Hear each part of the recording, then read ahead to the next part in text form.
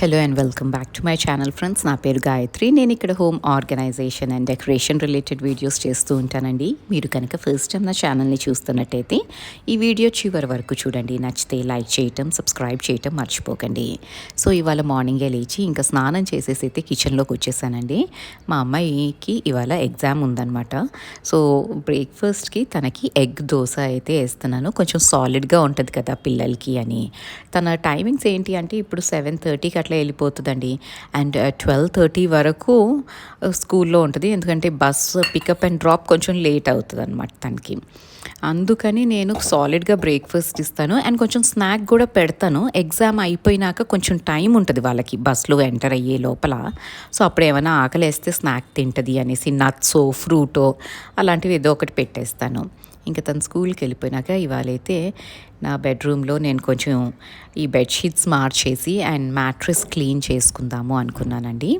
And ఇది చేస్తూ మన వ్యూవర్ ఒకళ్ళు ఒక క్వశ్చన్ అడిగారండి. ఇంట్లో వాళ్ళే మనల్ని చీట్ చేస్తే దాన్ని అసలు ఎలా డీల్ చేయాలి అని. ఫస్ట్ థింగ్, ఇలాంటిది ఏదైనా ఇంట్లో వాళ్ళ దగ్గర నుంచి మనం ఫేస్ చేసాము అంటే చాలా బాధగా ఉంటుందండి. అండ్ కోపం కూడా వస్తూ ఉంటుంది. ఎందుకంటే మనం నమ్మిన మనిషి మనల్ని ఇట్లా చేశారు అనేసి. సో ఆ టైంలో యాంగర్, ఫ్రస్ట్రేషన్, కోపం అనేది చాలా కామన్ అండి. First thing, accept that. ఎందుకంటే మనం కోపంగా ఉన్నామని కూడా మనం గిల్ట్ ఫీలింగ్లో బతికేస్తూ ఉంటాము. మన లేడీస్కి ఏంటి అంటే ప్రతిదానికి మనల్ని బ్లేమ్ చేసుకోవటం మనకు అలవాటైపోయింది.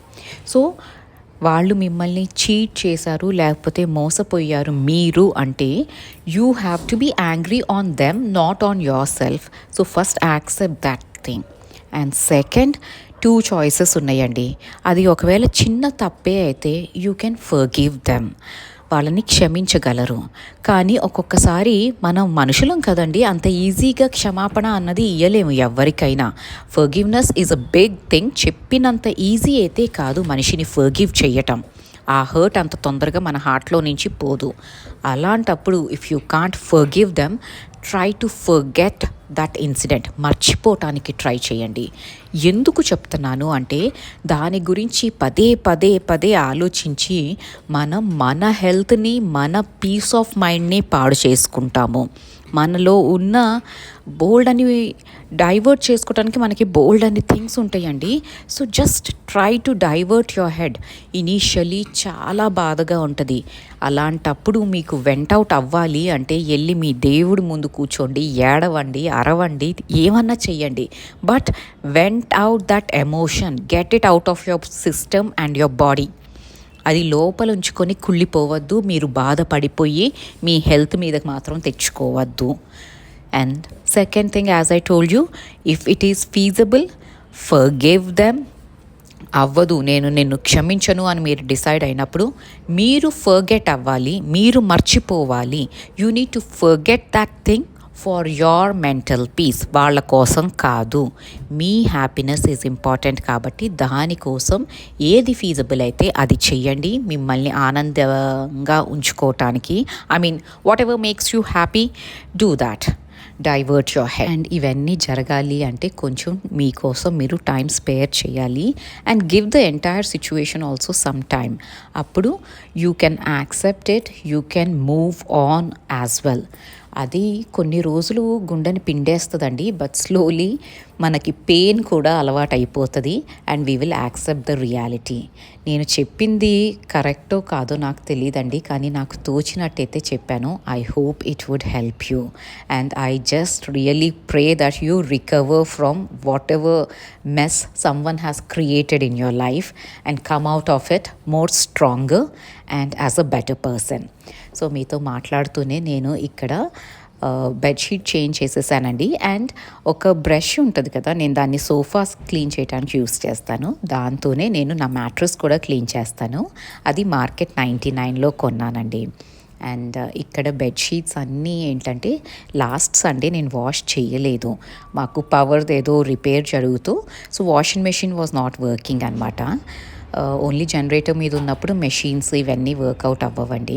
సో లాస్ట్ సండే నేను వేయలేదు. ఇవాళ ఇంకా బెడ్షీట్స్ అన్నీ వాష్ అయితే చేసేసుకుంటున్నాను. సమ్మర్స్ కదండి, అందుకనే మార్నింగే బార్లీ వాటర్ అయితే పెట్టేస్తాను బ్రేక్ఫాస్ట్ టైంకల్లా. సో కొంచెం చల్లబడటానికి టైం పడుతుంది కదా. సో లంచ్ టైంలోనో లంచ్ కంటే ముందు కొంచెం పెక్కిష్గా ఉంటుంది కదా, ఆకలేస్తూ ఉంటుంది ఆ టైంలో.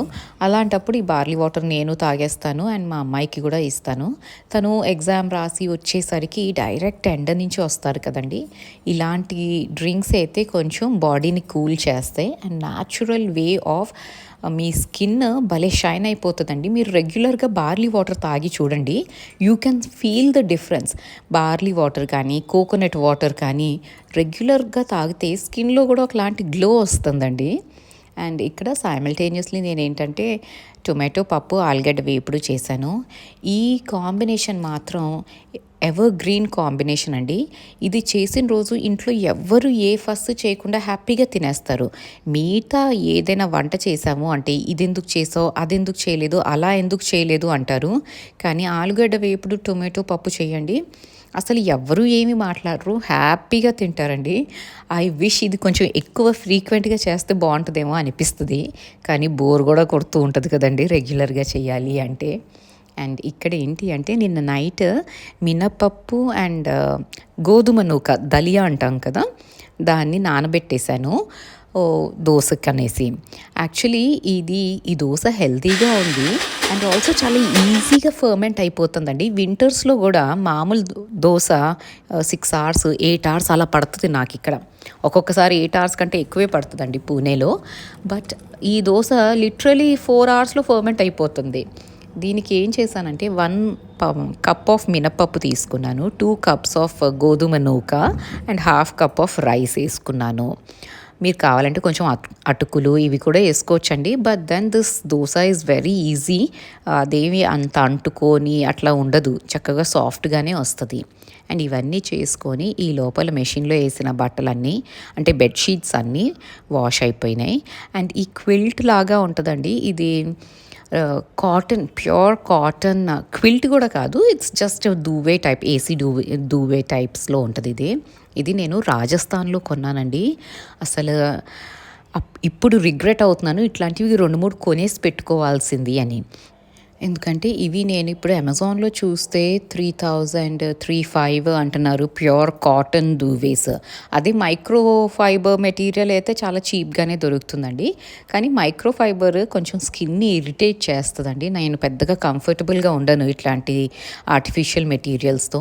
నాకు ఏదైనా కాటన్ అట్లా న్యాచురల్ ఫ్యాబ్రిక్ అంటే I use more of natural fabric in my upholstery. కానీ ఇవన్నీ మీరు చూస్తే నేను వేసుకునే డ్రెస్సెస్ కూడా మోస్ట్లీ కాటన్ ఎక్కువ ఉంటాయండి. అది స్కిన్ కొంచెం ఇరిటేటింగ్గా ఉంటుంది. నాది ఎలా ఉందో శ్లోకాది మా అమ్మాయిది కూడా అదే ప్రాబ్లము, ఏదంటే అది వేసుకోలేదు తను. అండ్ ఇంకా ఈవినింగ్ మాత్రం వాకింగ్కి బయటకు వెళ్ళానండి. అంటే వాకింగ్ అంటే రిగరస్ వాకింగ్ అయితే ఇప్పుడు చెయ్యట్లేదండి, నేను కొంచెం తగ్గించాను.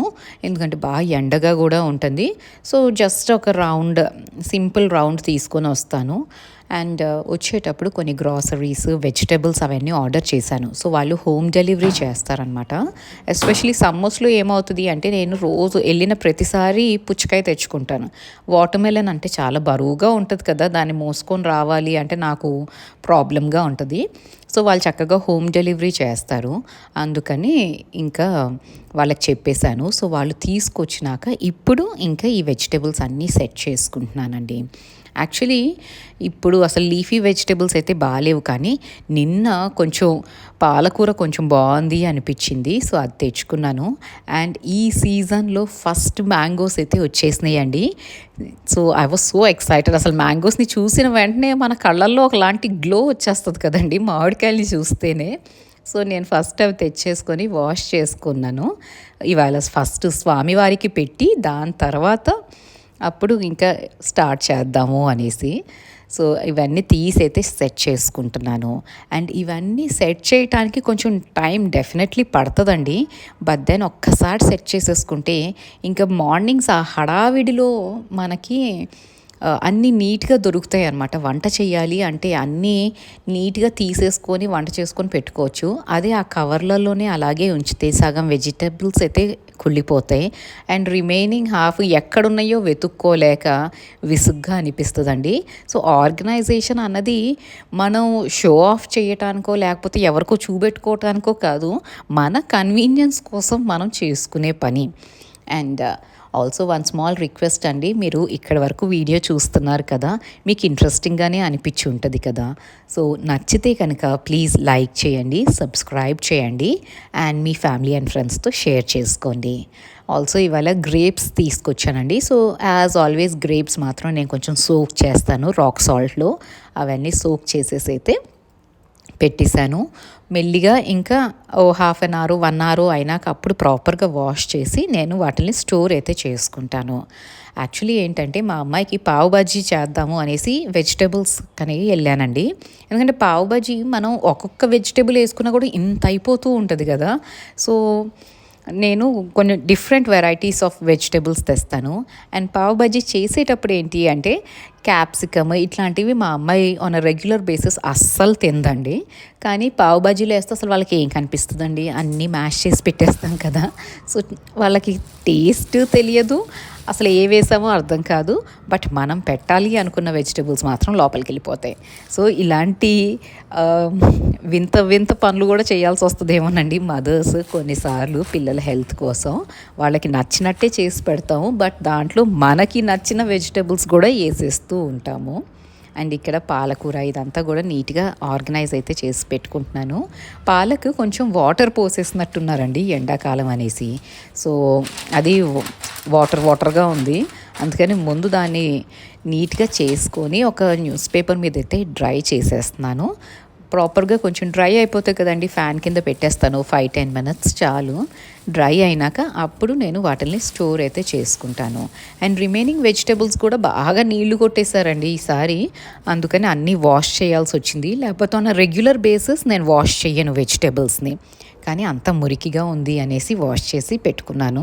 కాసేపు అయినాక అన్నీ డ్రై అయినాక స్టోర్ చేసుకుంటాను. అండ్ ఇంత లోపల బట్టలు కూడా బెడ్షీట్స్ అవన్నీ కూడా ఆరిపోయినాయండి.